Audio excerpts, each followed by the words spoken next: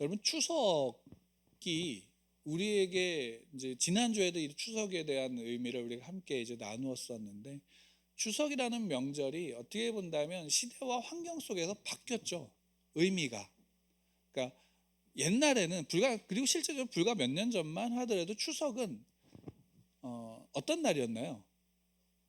이제 추수한 것, 그러니까 농사를 짓고 농사를 1년 동안 한 농사의 결과물을 수확하는 그 계절에 그 수확한 풍요로움들을 나누는 시간이었죠. 근데 실제로 그것이 시대가 바뀌고 환경이 바뀌면서 어떻게 됐냐면, 지금은 그 수확함의 풍요로움보다는, 그래서 가족의 이제 가족의 모임이죠.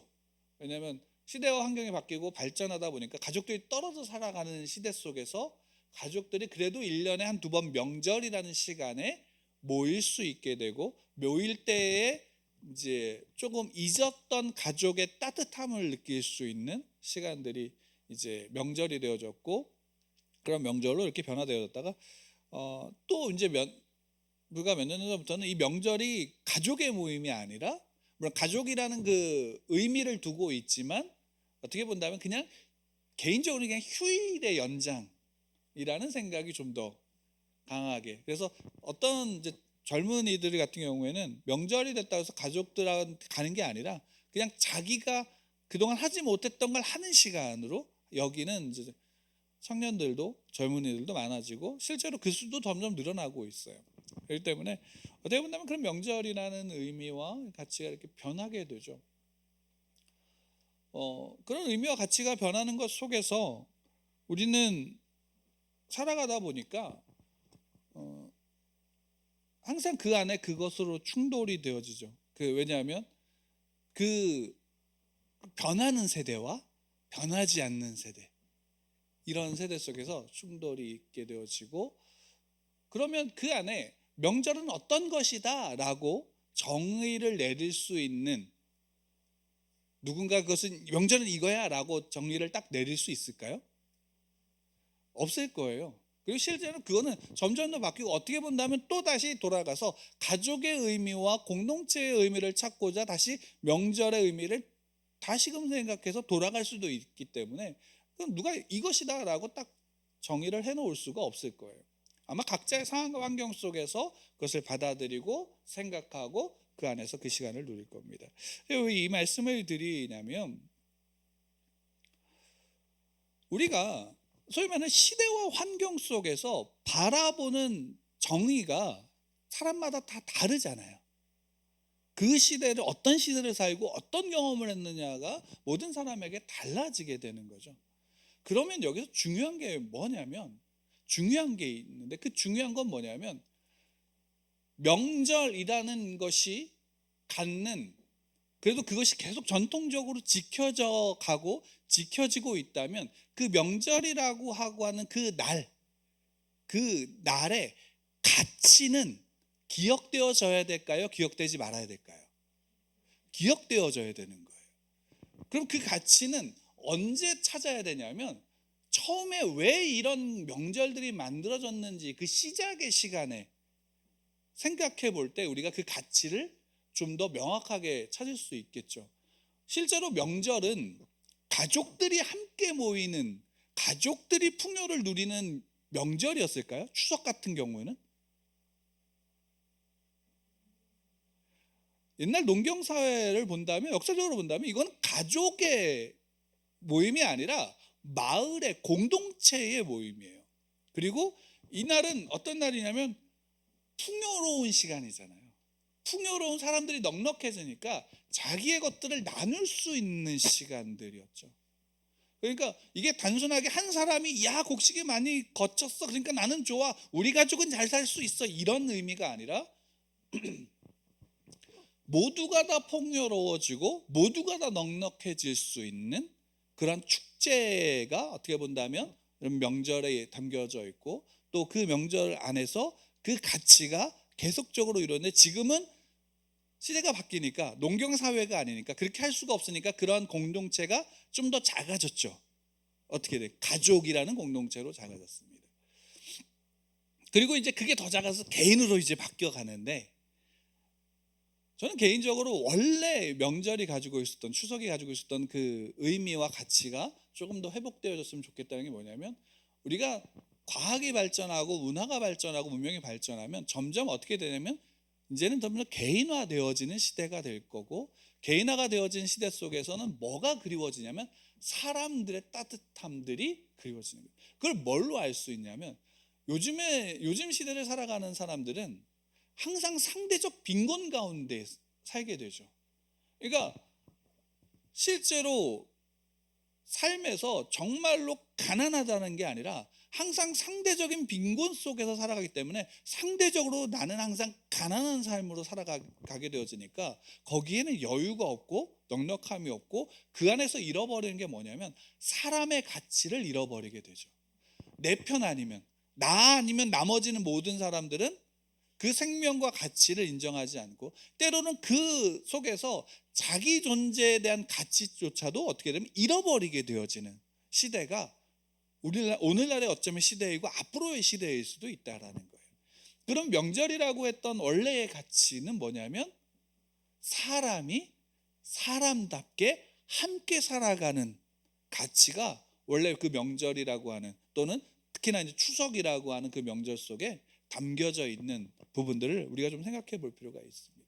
왜 이런 말씀을 드리냐면, 여러분, 우리가 신앙을 가지고 있을 때 그 신앙으로 말미암아서 우리는 어떻게 오늘날을 살아가는가, 그러니까 신앙과 믿음은 이런 거야라고 말할 때, 정말로 그럼 이 내가 고백하고 알고 있는 그 신앙과 믿음이 정말로 성경에서 원래 우리에게 가르쳐주고 알려주었던 신앙과 믿음인지에 대한 생각을 우리가 할 필요가 있어요, 없어요? 할 필요가 있어요. 왜냐하면 오늘날, 소위 말해 오늘날의 시대와 오늘날의 환경 속에서 고백되어지는 우리의 신앙과 믿음은 어떻게 된다면 상당히 왜곡되어진 모습이 실제로 많고, 왜곡되어졌기 때문에 나타나는 문제들이 실제로 너무 많죠. 근데 그 왜곡되어진 부분이 왜 왜곡되어졌냐, 왜 잘못 되어지느냐라고 하는 것을 살펴본다면, 원래 성경에서 우리에게 가르쳐주고 보여주고자 하는 바를 보는 게 아니라 거기에서 나타난 결과를 가지고 와서 그걸 오늘날에 만들어내려고 하기 때문에, 오늘날에 그 결과를 만들어내려고 하기 때문에 우리의 신앙이 왜곡되어지는 경우가 많게 되어지죠. 저는 개인적으로 그것에 가장 피해를 보고 있는 성경책이 있다면 사도행전이라고 생각해요. 그죠? 오늘 본문을 보더라도 실제로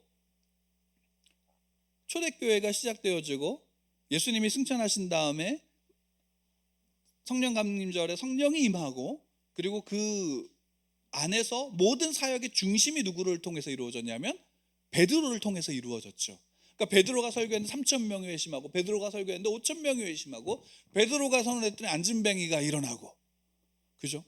근데 그렇게 해서 유대인 중심의 어떤 예루살렘 교회가 형성이 되어졌는데, 그 예루살렘 교회가 깨진 시점이 언제예요? 스데반이 순교를 당하고 유대인들이 교회를 핍박하기 시작하면서 그 교회가 어떻게 하면 흩어지게 되죠. 거기에서 믿었던, 예수님을 믿었던 그리스도인들이 다 흩어지게 돼요.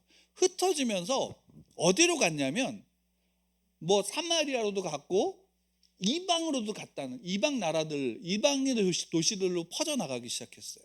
근데 놀라운 거는 이때까지만 해도 우리가 지난번에 나누었지만 이 복음은 누구만을 위한 복음이었어요? 유대인들만을 위한 복음이었죠. 구원은 유대인에게만 있는 것이었고, 그 인식 속에서 그것이 퍼져나가다 보니까 그리스 로마 시대, 그러니까 로마가 제국을 형성하고 있던 그 시대에 로마가 펼쳤던 정책 중에 하나가 뭐냐면 모든 종교를 다 인정하는 거예요. 그러니까 거기에 우리나라 우리 종교만 아주 좋아가 아니라 다른 민족이 다른 나라의 종교를 배울 수 있었어요. 그러니까 유대인들의 유대교도 어떻게 보면 다른 민족들이 배우고 있었어요. 그래서 실제로 그 백부장과 같이 그 하나님을 경외하는 사람들이 있었던 거예요, 실제로. 그들이 예수 그리스도를 전하고 그 복음을 받게 되어지니까 어떻게 벌어지냐면 회개의 영이 임하고 성령이 그 가운데 임해서 회개가 터지고 그 안에서 구원의 역사가 나타나는 것을 목격하게 되는 거예요. 그 목격할 때 가장 중심에 있었던 사람이 또 누구였냐면 베드로였죠. 그래서 베드로가 그것을 보고 야, 이방에도 구원이 임했어 라는 것을 교회에 보고하게 되고 교회는 그것을 인정하게 되어지죠. 그래서 그때부터 어떻게 되냐면 우리가 생각하는 건 초대교회 베드로가 한 번 속에 3,000명이 회개하고 죽게 돌아왔다 이렇게 생각하지만 실제로 더 큰 초대교회 부흥은 언제 일어났을까요? 이방에 퍼지기 시작할 때부터 시작되어진 거예요. 온 세계 걷잡을 수 없이 퍼져나가기 시작한 거는 그때부터 시작되어지는 거예요. 그런데 그러면 유대 예루살렘 교회의 핍박은 멈췄을까요? 안 멈췄을까요? 멈추지 않았어요. 우리가 어떻게 본다면 이야기를 펼치다 보가 중간에 이제 그 핍박 얘기가 없으니까 멈춰진 것 같지만 실상 멈추지 않고 어쩌면 더 심해졌던 게 오늘 12장에서 보면 그 내용이 나오는 거예요. 헤롯이 당시에 그 유대 그 예루살렘을 지배했던 헤롯이 유대인들의 환심을 어떻게든 받아야 되니까 유대인들 중에 약간 이상하게 신앙을 고백하는 애들이 있네. 그 중에 그들을 지도자를 잡아서 죽인 거예요. 그게 누구였냐면 야고보가 이제 순교를 당하는 거죠. 야고보가 그때 죽었어요. 근데 맨 처음에 야고보가 죽은 이유는 여러분 우리가 보통 이제 사도행전을 보면 베드로가 초대교회 지도자라고 생각할지 모르지만 실상은 베드로보다는 이 야고보가 예루살렘 교회의 핵심 인물이었고 지도자라고 생각할 수 있어요. 그래서 그가 먼저 이제 그를 잡아 죽였는데 모든 유대인들이 다 좋아하는 거예요. 그러니까 어떻게 하냐면 또 유명한 사람이 또 있네라고 보면서 누구를 잡으려고 그러냐면 베드로를 잡으려고 그러는 거예요. 그러니까 이미 야고보는 죽었고 순교를 당했고 이제 베드로를 잡았는데 마침 그때가 무교절이고 유월절이다 보니까 어떻게 하냐면 유월절에 사형을 행할 수 없으니까 잡아놓고 감옥에 놓고 이제 내일 지나면 이제 베드로는 어떻게 되냐면 형장의 이슬로 사라져야 되는 시간이 된 거예요. 여기에서 베드로는 죽나요, 안 죽나요? 베드로는 안 죽죠. 우리가 이제 우리는 이 뒷내용을 아니까 베드로는 안 죽어요. 근데 중요한 건 뭐냐? 베드로가 안 죽으니까 베드로는 그것을 이미 알고 감옥에서 잘 자고 있었구나. 생활을 잘하고 있었구나라고 생각할 수 모르지만 실제로 베드로의 입장에서는 자기가 어떻게 될지 모르는 입장에서 감옥에 잡혔는데 오늘 이제 우리가 읽진 않았지만 그 다음에 보면 베드로는 어떻게 하냐면 정말 잘 자요. 신경이 묻어나다 그래도 묻어나도 이렇게 묻어날 수가 없을 거예요. 그냥 이제 감옥에 내일 죽는데도 그냥 자는 거예요. 어느 정도 깊이 잠들었냐? 천사가 와서 깨우는데 발로 차서 깨웠다고 얘기해요. 내가 더 놀라운 건 뭐냐면 그렇게 일어났는데 천사가 이끌고 갔어요. 이끌고 갔는데 그때까지만 해도 베드로는 어떻게 했냐면 이게 환상이구나, 꿈인가 보다 이렇게 하고 따라간 거예요.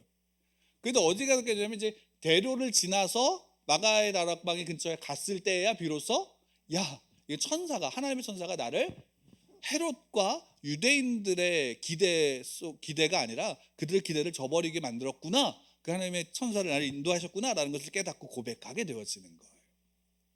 근데 솔직히 이 본문을 그냥 오늘 한번 설교할까 하다가 너무 안에 내용들이 많아가지고 이제 조금 나눠서 할 건데 오늘은 그래서 그 중에 이제 야고보와 베드로의 모습을 잠깐 비교해 보려고 그래요. 여기서 베드로는 풀려났어요. 그죠?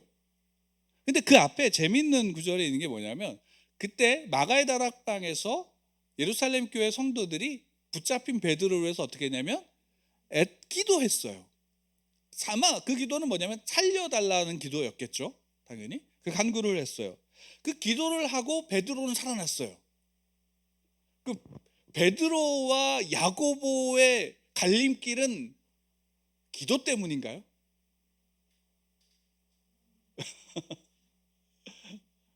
베드로와 야고보의 갈림길은 기도 때문인가? 물론 기도도 있죠. 왜냐하면 우리 믿는 자의 간구를 외면하지 않으세요. 그러면 야고보가 잡혔을 때 성도들은 기도하지 않았을까요? 똑같이 기도했을 거란 말이에요. 근데 그 기도 속에서는 하나님이 야고보는 순교의 자리를 보냈고 베드로는 살려주셨단 말이에요. 차이가 뭘까요? 누가 믿음이 좋은 걸까요? 우리가 여기서 단순하게 이것을 우리가 이 부분들을 볼 때에 제가 가장 많이 들었던 게 뭐냐면 하나님께 간구하면 이렇게 살려준다 라는 설교를 어렸을 때 많이 들었어요. 이 본문을 할 때. 그래서 간구와 또 이제 그 안에서 그 기도 속에서 하나님이 승리하게 하시니까 살려주시니까 담대해라 라는 설교를 제가 기억해보면 어렸을 때 이 본문을 가지고 많이 했을 때 이제 들었을 때 많이 이제 목사님들이 이야기를 했었는데 실제로 그렇죠. 기도해야 되고 우리가 그 은혜로 말미암아 하나님의 손길을 통해서 어떻게 되면 담대할 필요가 있죠. 근데 여기서 그것만 남게 되어지면 어떤 한 가지 문제가 생기게 되는 게 뭐냐면 마치 우리의 기도가 소위 말하면 하나님께 무엇인가를 뺏어오기 위한 수단으로 전락해버리는 경우가 너무 많은 거예요. 그러니까 실상은 뭐냐면 하나님이 야고보를 살리고 베드로를 죽이고 또는 야고보를 죽이고 베드로를 살리는 그 모든 것의 안에서는 누구의 뜻이에요? 그 모든 거는 하나님의 뜻이죠. 중요한 건 이거예요. 그 안에 우리가 하나님의 뜻이라고 생각한 모든 것들은 하나님께서 내가 기도하고 내가 간구하고 내가 하나님을 믿으니까 내게 좋은 것들을 주시는 그 모든 것들은 하나님의 뜻이라고 우리는 믿어요. 근데 중요한 건 뭐냐면 그것만 믿는다라는 거죠. 그것만 믿는다.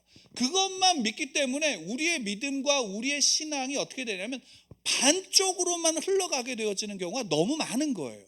실상 하나님이 내 기도에 응답하셨고 내 기도에 응답하셔서 이런 기적을 행하셨다면 그럼 그 기적을 행하지 않으신 것도 누구의 뜻이에요?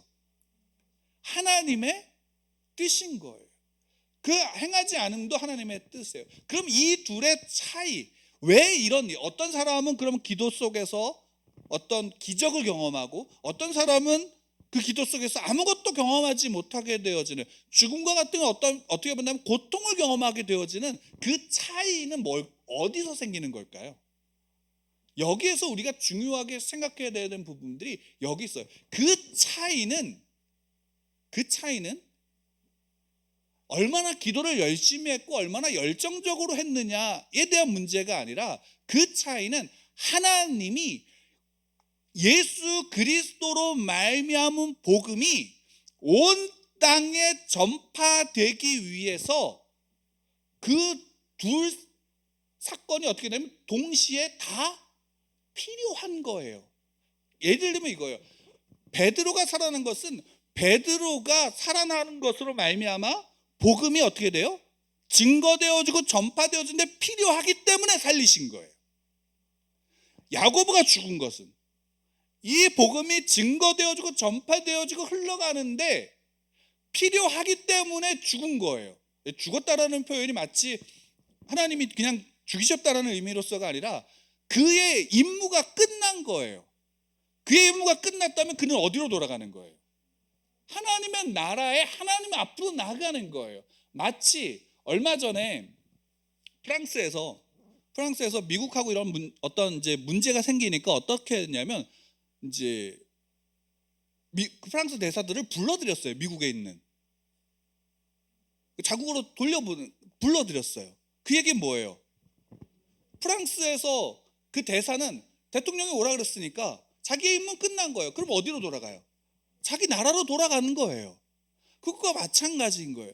하나님의 사람들이 하나님의 택하신 하나님의 자녀들은 성경에서 분명히 뭐라면 이 땅은 나그네에 우리가 이 땅에서 나그네라고 말씀하고 계세요. 그 얘기는 뭐냐면 여기가 우리의 집이 아니다라는 거예요. 그럼 여기가 우리의 집이 아니라면 우리가 가야 될 본향이 있다라는 거죠. 그 본향이 어디냐면 하나님이 계신 그 하나님 앞에 다시금 돌아가게 되어지는 그 은혜 속에 있는 거죠. 여기에서 중요한 게 바로 이거예요. 그러면 복음이 증거되었는데 필요하다면 우리의 삶에 기적이 나타날까요? 안 나타날까요? 나타나는 거예요.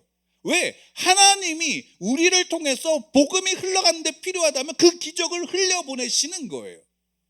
근데 반대로 하나님이 우리가 때로는 병든 것, 우리가 때로는 가난한 것, 우리가 때로는 연약 가운데 거하는 것이 복음의 전파 속에 필요하다면 우리를 그 자리로 이끌어 가시는 거예요.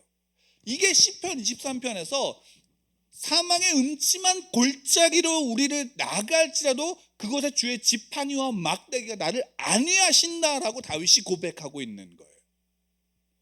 여기에 실제로 우리가 좋은 건 뭐냐면 기적이 나타나서 모든 것들이 편안해지는 거죠. 근데 그것만이 하나님의 뜻이냐라고 한다면 교회에서나 또는 성경을 보면서 그것이 아니라는 것을 배우지만 우리의 마음의 욕심이 이쪽으로 많이 향하기 때문에 우리가 그걸 더 바라게 되어지는 것 속에서 어떻게 되냐면 왜곡이 일어나는 거예요. 실제로 이단들이 사람들을 꼬실 때 뭘로 꼬실까요? 너희들이 이거를 믿으면 힘들고 고통받고 아프고 어려워 라고 꼬실까요? 아니면 야, 이렇게 믿으면 너희들 복 받아. 신천지가 14만 4천 명을 그렇게 강조해서 야, 14만 4천 명에 들어가면 모든 이제 예수님이 재림하셨을 때 모든 나라들이 너희들한테 와서 돈을 싸들고 와서 너희들을 왕으로 데리고 갈 거야. 너희들 왕인데 그래서 너희들 이 땅을 다스리는 존재가 될 거야 라고 그들을 미혹합니다. 그걸 누가 믿을까라고 생각하지만 실제로 늘 상대적인 빈곤과 늘 상대적인 어려움 속에 그리고 실제적으로 현실에서 어려움과 희망과 이런 부분들이 너무나도 없어서 희망이 없는 절망 가운데 있는 사람들은 그 얘기만 들어도 어떻게 되면 솔깃하고 따라가는 거예요. 그 얘기를 듣고 따라가서 거기에 심취하게 되는 거죠. 물론 나중에 깨닫게 되어지죠. 이것이 아니구나. 근데 그때는 이미 내가 여기에 너무 많이 발을 들여놔서 이전까지 해왔던 모든 것들을 되돌릴 수가 없기 때문에 계속 그 자리에 있게 되어지는 일들이 비일비재하게 그 안에서 벌어지게 되어지는 거예요. 왜요? 그리고 그 안에 또 놀라운 건 뭘까요?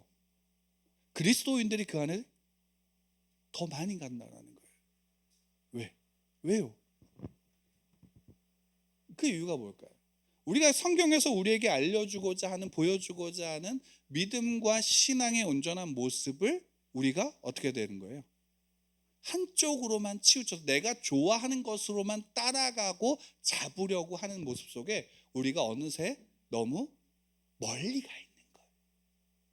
그래서 그 속에 다시 그러면 돌아와야 되는데 돌아오기에는 모든 가치가 다 모든 중심이 다 거기에만 맞춰져 있으니까 마치 일로 오면 이게 틀린 것 같이 여겨지게 되어지는 거예요. 근데 성경은 끊임없이 그 부분을 우리에게 보여주고 있어요. 여러분 한 가지 재미있는 거 우리가 다음 주에 또 나누겠지만 재미있는 사실은 베드로가 이렇게 살아났어요. 그럼 베드로가 이렇게 살아난 다음에 어떻게 했을까요? 내용을 안 읽어보셨나요? 다음을 위해서? 여러분 베드로는 사도행전에서 그 다음에 나오지 않아요. 이상하지 않아요? 이런 기적에서 감옥에서 살려줬는데 베드로는 그 다음에 나오지 않아요. 그 다음에는 이제 사도 바울의 이야기로 넘어가게 돼요.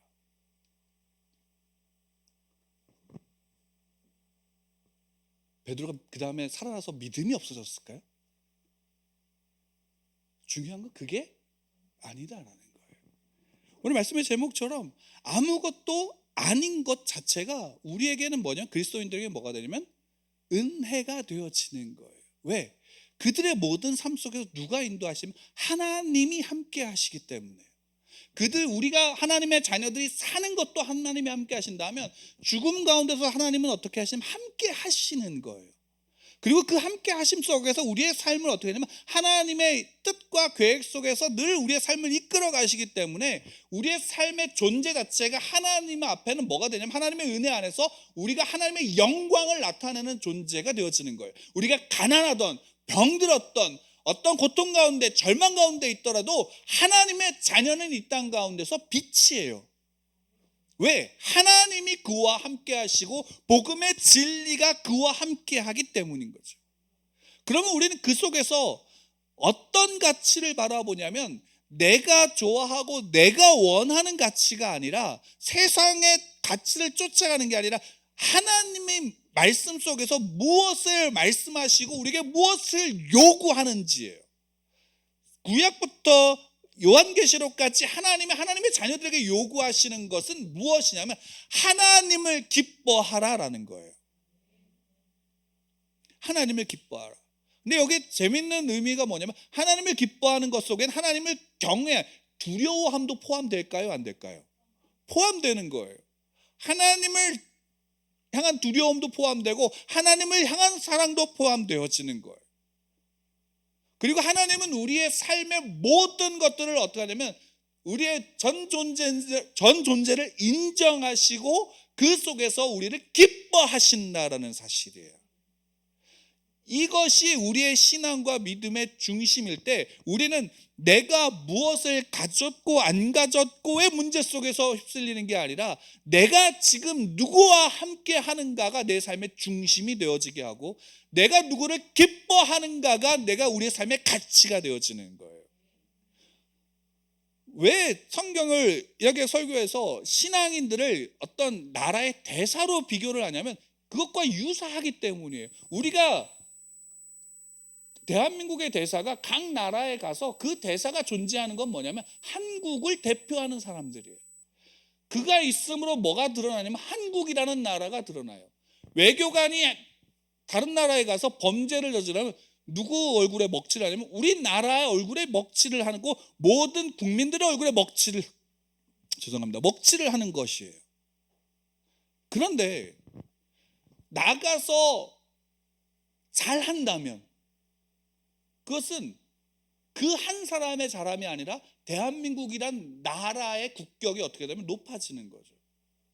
최근에 있었던 아프가니스탄 사태에서 나타났던 한 외교관이 그 자기들과 함께 일했던 현지인들을 위해서 다시금 아프가니스탄 나왔다가 아프가니스탄 들어가고 그 사람을 구출해 나오고 그와 함께 포옹하는 장면이 전 세계에서 모든 사람들이 보고 한국이라는 나라를 굉장히 높게 인식하기 시작했어요.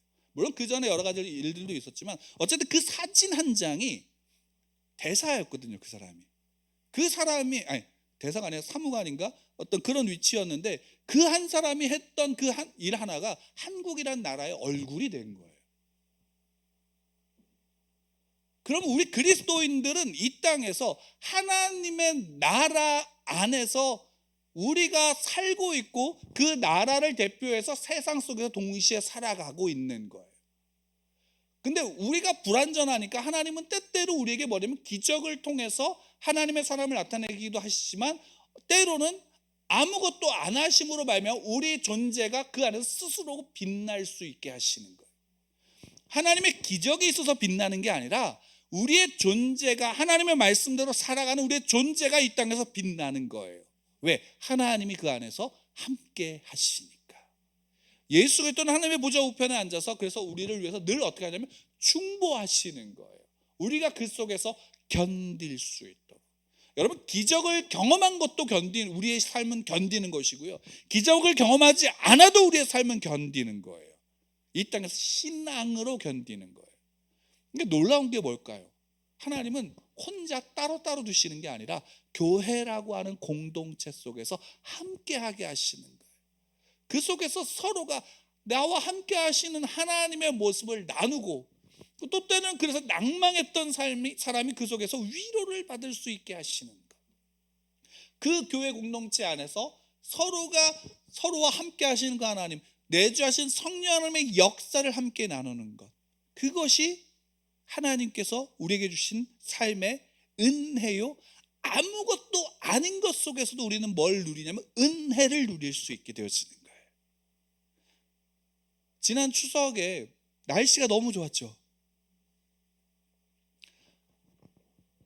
믿지 않는 사람이나 믿는 사람이나 날씨가 너무 좋아서 그 날씨를 경험했어요.